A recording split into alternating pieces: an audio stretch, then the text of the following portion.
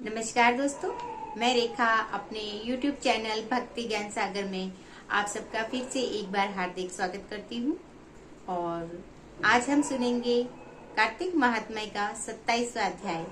इससे पहले हमने सुने 26 अध्याय और उन 26 अध्यायों का वीडियो आप मेरे चैनल पर देख सकते हैं। यदि आप मेरे चैनल पर पहली बार आए हैं तो आप मेरे चैनल को सब्सक्राइब करके बेल आइकन का बटन जरूर दबाएं।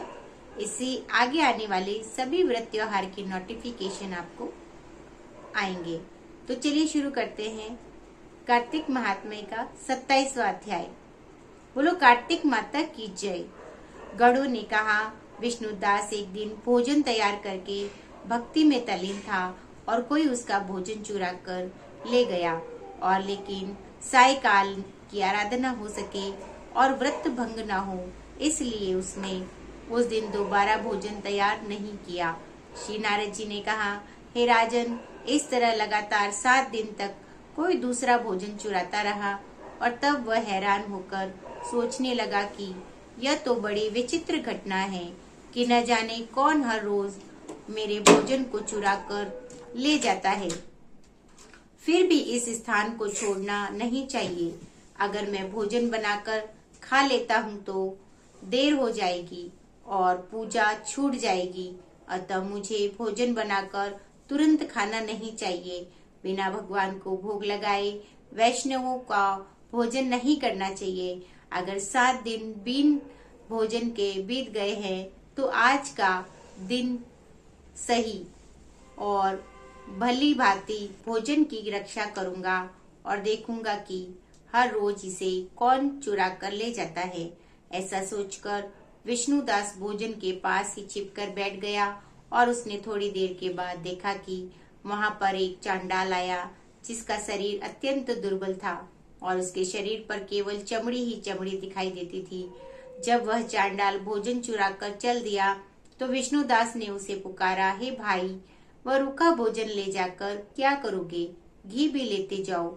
और ऐसा कहकर वह श्रेष्ठ ब्राह्मण आगे को बढ़ा। विष्णुदास को अपनी ओर आते देखकर वह चांडाल तेजी से दौड़ने लगा। एक ब्राह्मण से डर गया, लेकिन निर्बलता के कारण दौड़ भी तो न सका, और अतः वह भूमि पर गिर पड़ा और मूर्छित हो गया। चांडाल को मूर्छित देखकर विष्णुदास लपक कर उसके पास पहुंचा और अपने वस्त्र से उस पर हवा करने लगा। और इसके बाद उसने जो कुछ देखा उसे देखकर वह आश्चर्यचकित रह गया। उसने देखा कि उसके सम्मुख शंख चक्र गदा पद्य पीतांबरधारी चतुर्भुजी रूप, अलसी के फूल के समान वाले, छाती में कौतुंब माला से सुशोभित साक्षात श्री भगवान विष्णु खड़े हैं। भगवान का दर्शन करके सात्विक भाव से मुक्त वह श्रेष्ठ ब्राह्मण उनकी स्तुति तथा प्रणाम कुछ भी न कर सका, और वहीं पर सब देवता भी उपस्थित हो गए और गंधर्व तथा अप्सरा आकर गीत गान करने लगी तथा नृत्य करने लगी। विष्णु भगवान ने अपना स्वरूप ब्राह्मण को प्रकट कर उसका आलिंगन किया और दिव्य विमान में बैठकर उसे वैकुंठ ले गए। दिव्य विमान में ब्राह्मण विष्णु को एक साथ जाते हुए चौल राजा ने भी देखा, और उसने अपने गुरु आचार्य मदगल को कहा कि मैंने जो यज्ञादि किए हैं वे सब व्यर्थ हुए।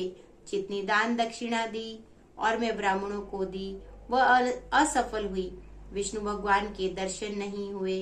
विष्णु भगवान विष्णुदास ब्राह्मण ने केवल श्रद्धा से भक्ति की और उसके प्रभाव से विष्णु भगवान ने आकर उसको दर्शन दिए। इसीलिए भक्ति ही सर्वोपरि है, और मुझे विष्णु भगवान के दर्शन के लिए राजकाज त्याग कर भक्ति करनी चाहिए।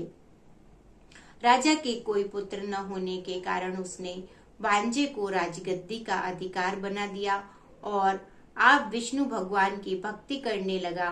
बहुत काल तक भक्ति करने के बाद भी जब विष्णुदास भगवान के दर्शन नहीं दिए तो वह अग्नि कुंड में कूद पड़ा, और अग्नि में प्रकट होकर विष्णु भगवान ने राजा को गोदी में उठा लिया और कहा कि मैं तेरे त्याग और भक्ति से प्रसन्न हूँ।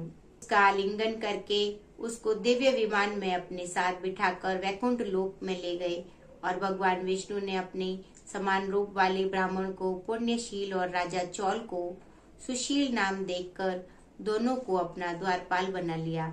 और इसी के साथ ये 27वां अध्याय समाप्त होता है दोस्तों। और इससे आगे की कथा हम सुनेंगे अगले अध्याय में। वीडियो अच्छा लगा हो तो आप इससे लाइक अवश्य करें। आपका लाइक जो है उससे हमें प्रोत्साहन मिलता है। तो इसी के साथ आपका दिन शुभ और मंगलमय हो, इसी कामना के साथ मिलते हैं हमारे अगले वीडियो में अगले अध्याय के साथ। जय श्री कृष्णा।